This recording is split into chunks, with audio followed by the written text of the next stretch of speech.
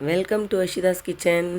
இன்றைக்கி அஷிதாஸ் கிச்சனில் நாம் ரொம்பவே டேஸ்ட்டான ஒரு சௌச்சௌ பொரியல் எப்படி வைக்கிறதுன்னு தாங்க பார்க்க போகிறோம்.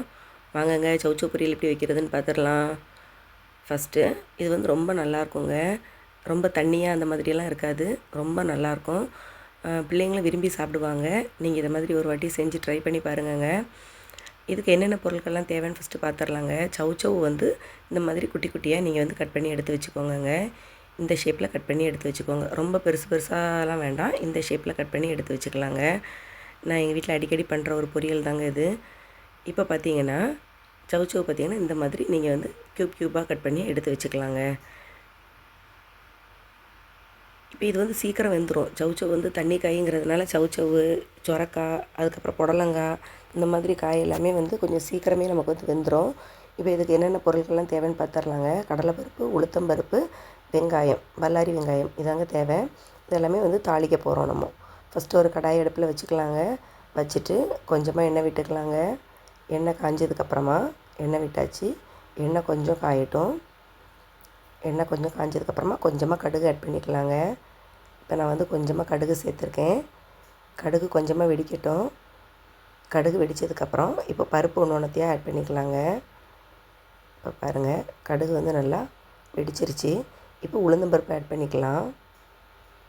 இப்போ உளுந்தம்பருப்பு சேர்த்து அது கொஞ்சம் வெடிக்கட்டும்.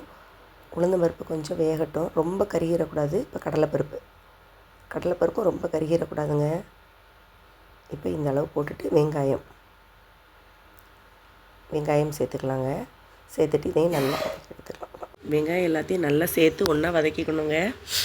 நல்லா வதங்கினதுக்கப்புறம் வெங்காயம் வந்து கொஞ்சம் ஓரளவுக்கு கண்ணாடி பதம் அளவுக்கு வதங்கினதுக்கப்புறம் அதில் கொஞ்சமாக கருவேப்பிலை சேர்த்துக்கலாங்க.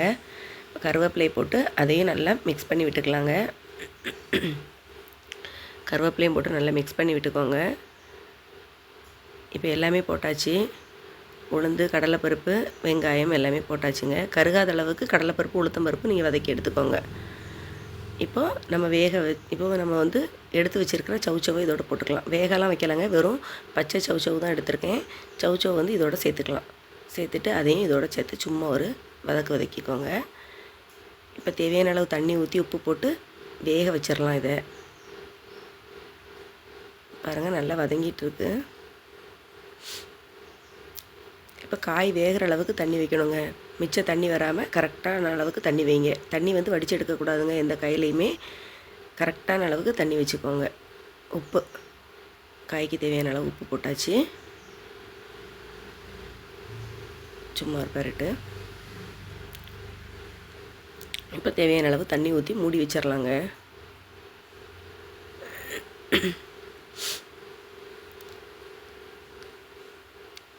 தேவையான அளவுக்கு தண்ணி விட்டுக்கலாங்க.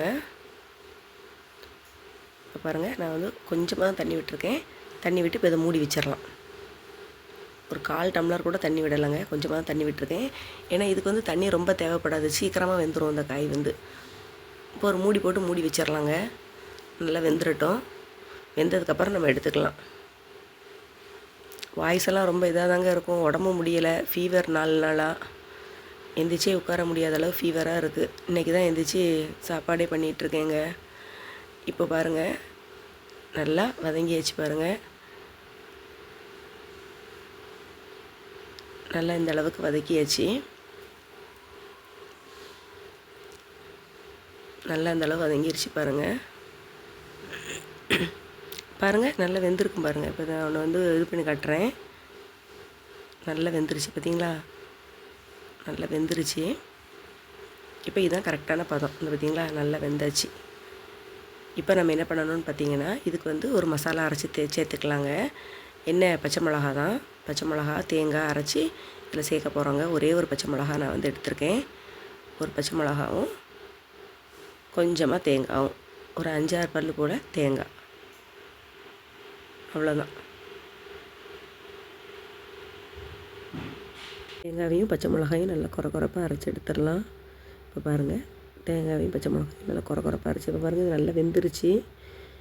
எப்படி வெந்திருக்கு பாருங்கள். சௌச்சௌ வந்து நல்லா வெந்துட்டு தண்ணியெல்லாம் வற்றிட்டு பாருங்கள். நம்ம ஊற்றின தண்ணி கரெக்டாக இருந்திருக்கு.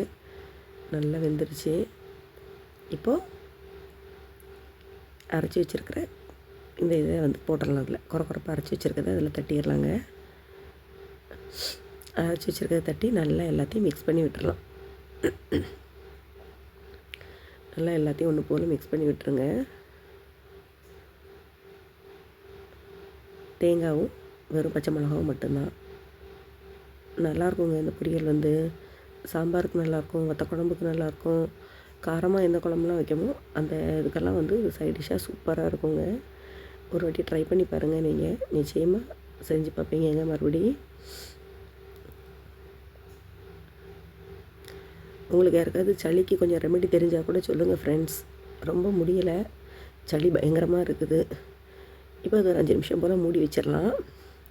மூடி வச்சுட்டு இப்போ பாருங்கள், நல்லா சூப்பராக வந்து ரெடி ஆயிடுச்சுங்க. இது வேறு ஒரு பாத்திரத்துக்கு மாற்றி எடுத்துடலாமா? இந்த பாருங்கள், சூப்பராக ரெடி ஆகிட்டு சௌச்சௌ பொரியல். அவ்வளோதாங்க, நம்மளோட டேஸ்ட்டான சௌச்சௌ பொரியல் ரெடி ஆகியாச்சு. இதை வந்து சாதத்தோடு வச்சு சாப்பிட வேண்டியதாங்க, குழம்போடு எடுத்து வச்சு சாப்பிட வேண்டியதுதான். ரொம்பவே சூப்பராக இருக்குங்க. ரொம்ப காரம்லாம் இருக்காது, நல்லாயிருக்கும் சாப்பிட்றதுக்கு. ஒரு மாதிரி நரிச்சின்னு இருக்குமானா அப்படியே இருக்காது, நல்லாயிருக்கும். நீங்கள் ஒரு வாட்டி ட்ரை பண்ணி பாருங்கள். சௌச்சௌவில் நீங்கள் கூட்டு வச்சுருப்பீங்க, ஒரு வாட்டி இந்த மாதிரி பொரியல் வச்சு ட்ரை பண்ணி பாருங்கங்க, நல்லாயிருக்கும். அவ்வளோதாங்க. அப்புறமா இன்னொரு சமையல் வீடியோவில் வந்து உங்களை நான் பார்க்குறேங்க. இந்த என்னோடய சமையல் உங்களுக்கு பிடிச்சிருந்ததுன்னா நீங்கள் என்னோடய சேனலை லைக் பண்ணுங்கள், ஷேர் பண்ணுங்கள், மறக்காமல் சப்ஸ்கிரைப் பண்ணுங்கள் ஃப்ரெண்ட்ஸ். பாய்ங்க.